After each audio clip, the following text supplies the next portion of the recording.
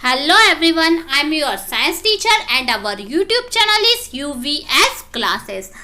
आज हम करने वाले हैं class 6 chapter number 2 and our chapter name is Components of Food. First part में हमने कुछ डिफाइन कर लिए थे एंड रिमेनिंग डिफाइंस आज हम इस वीडियो में करेंगे. सबसे पहले है वाटर. वाटर क्या होता है? वाटर मीन्स पानी.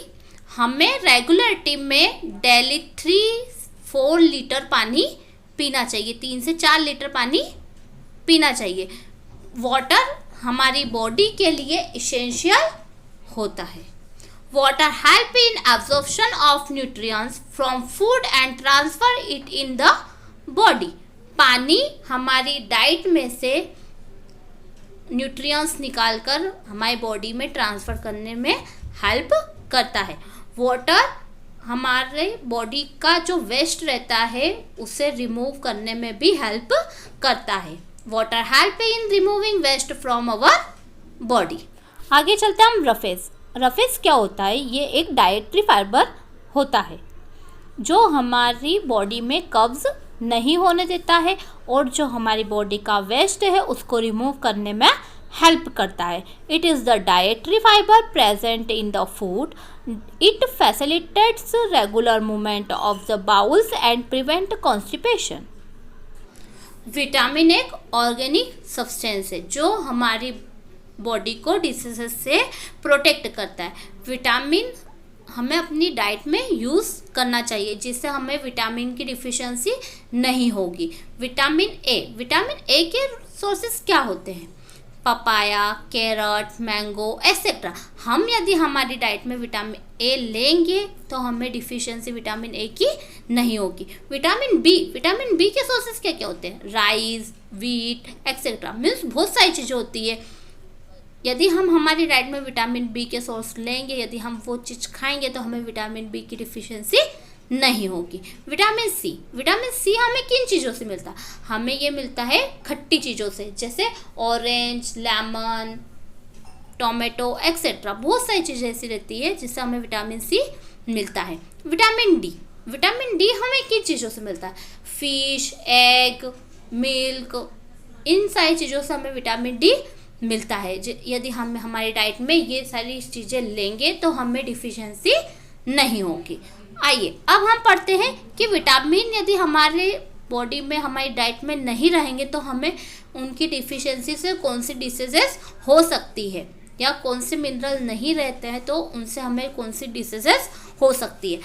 सबसे पहले विटामिन ए. तो विटामिन ए यदि हमारी बॉडी में ज़्यादा नहीं रहेगा, हमारी डाइट में नहीं रहेगा तो हमें लॉस ऑफ विज़न हो सकता है. मीन्स आँखों से रिलेटेड प्रॉब्लम होती है. ये आँखों की जो रोशनी रहती है वो थोड़ी कम हो जाती है.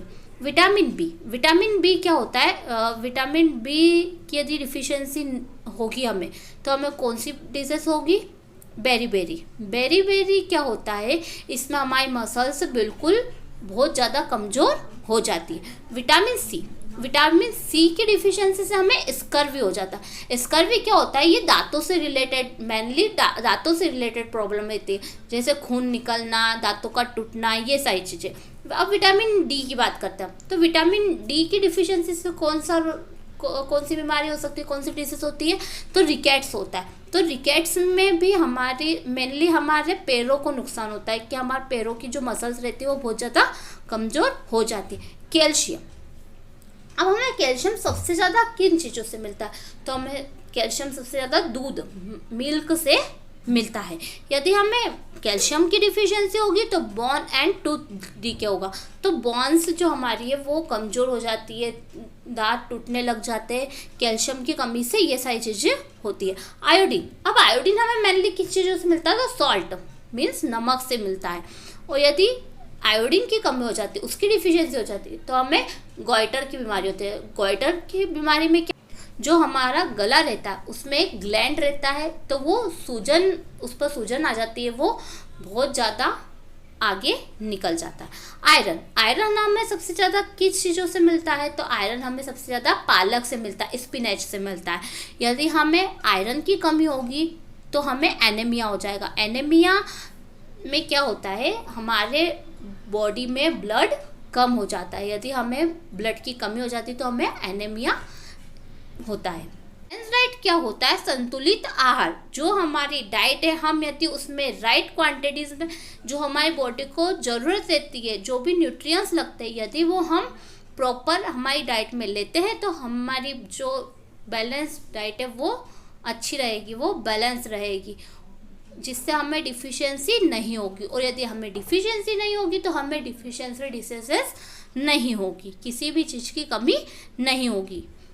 It provides all the nutrients that our body needs in right quantities along with adequate amount of roughage and water.